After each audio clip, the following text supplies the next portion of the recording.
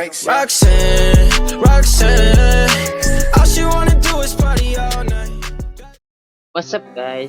Muli tayo nagbabalik sa ating bilkadahan.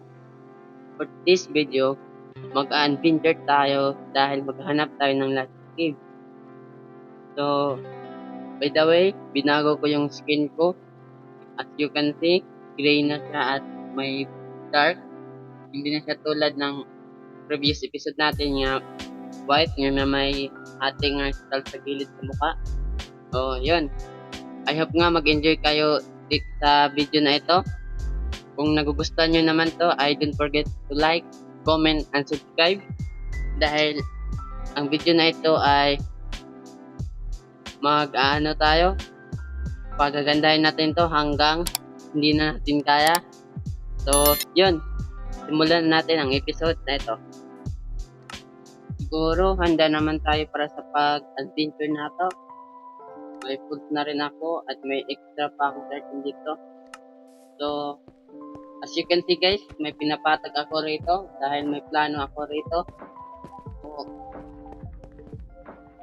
hindi ko muna sasabihin sa inyo kung anong plano ko dito. Kung kaya nyo naman tong hulaan, so, why not na hulaan nyo kung anong gagawin ko dito.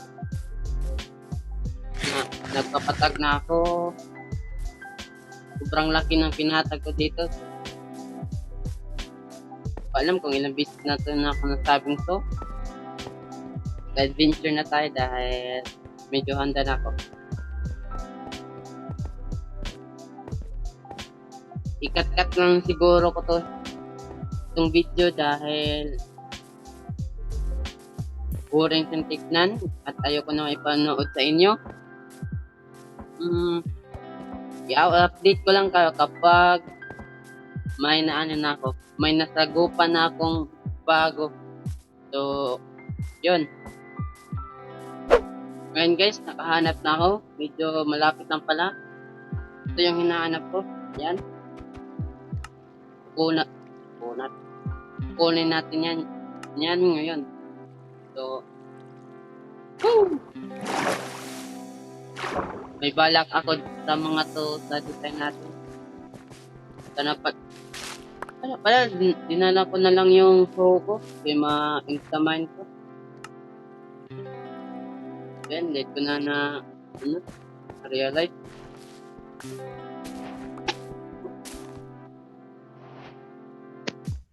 Pero, pwede naman natin tumabunmil. So, wala din problema.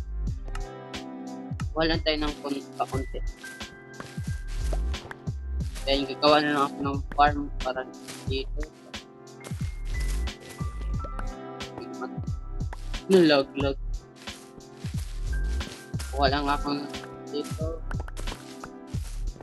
Pabalikan ko kayo guys kapag marami-nabi na ako nakuha dito at may bago. So yun. At kukuha pa rin na pala ako nito. Okay, may gagamitan ako dito. So, ngayon guys, tapos na ako kumuha ng marami na akong nakuha. Nakakuha ako ng clay na almost 6 stacks.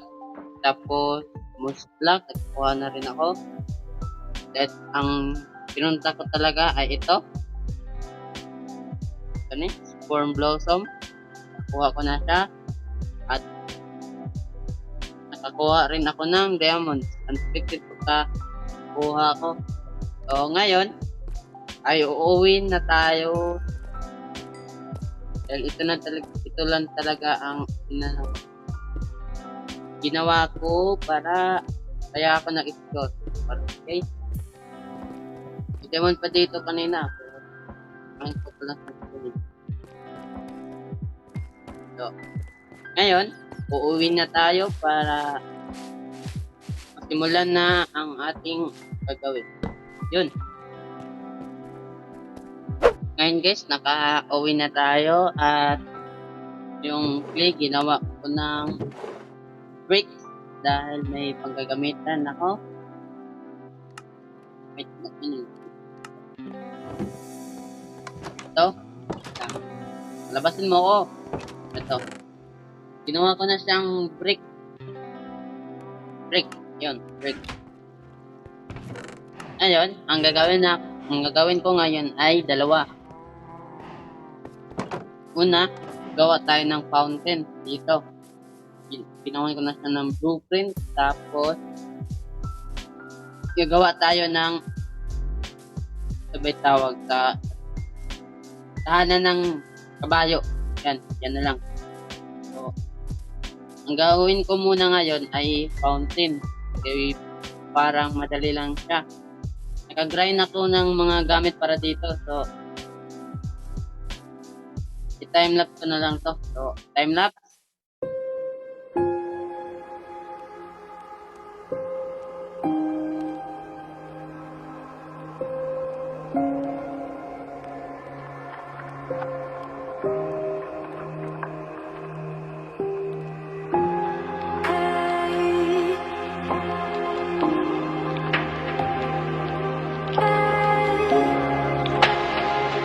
I don't know who you are, please say your name.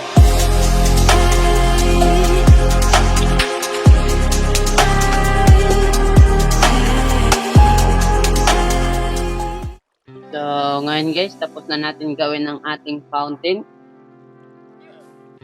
Maliit lang ang ginawa ko para may madaanan naman lang ako dito.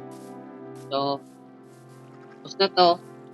So, next natin, ang gagawin natin ngayon ay yung stable sa mga horse.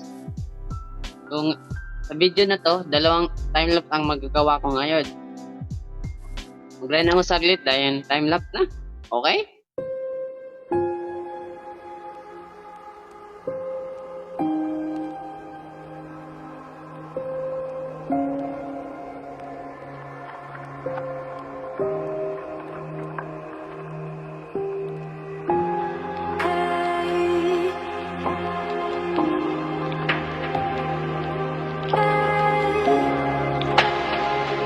I don't know who you are, please say your name.